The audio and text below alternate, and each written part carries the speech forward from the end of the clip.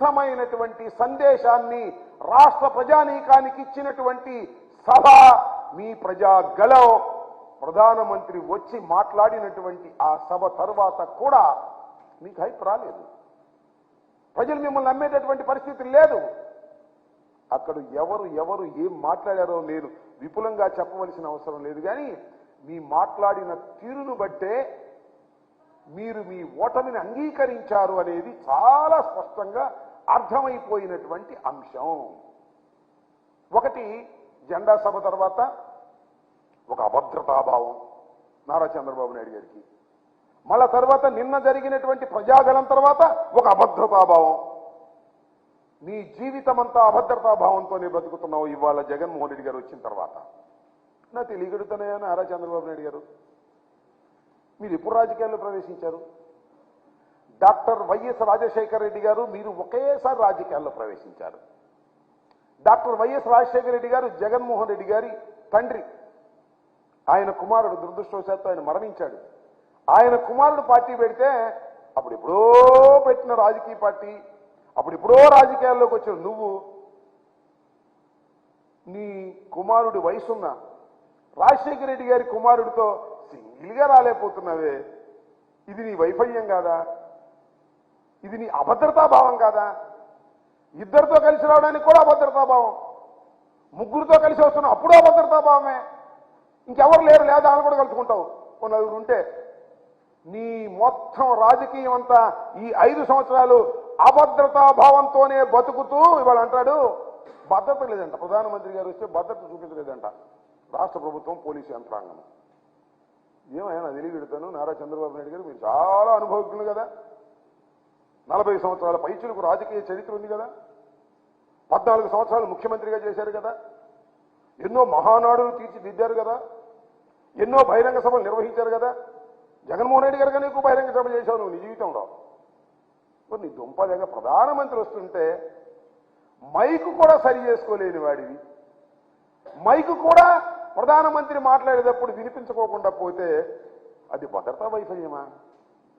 That is not your negligence. అది negligence కాదా? అది నీ అభద్రతాభావం కాదా?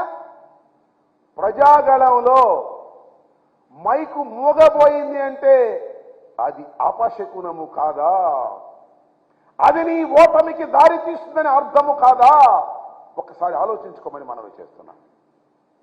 ప్రజాగళంలో నువ్వు ఏర్పాటు చేసుకున్నటువంటి ఒక రాజకీయ మీటింగ్లో మైకు సరిగా పనిచేయకపోతే, ఆ మిక్సింగ్ ప్రజల మధ్యన ఎక్కడో తీసుకెళ్లి పెడితే,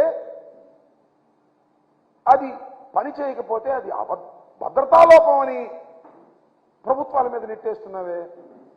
ఏమిటి దౌర్భాగ్యమైనటువంటి పరిస్థితి?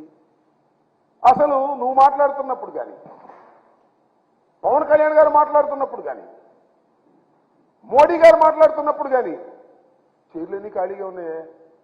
ఎందుకు ఖాళీగా ఉన్నాయి? అది కూడా ప్రభుత్వ భద్రత లోపమా?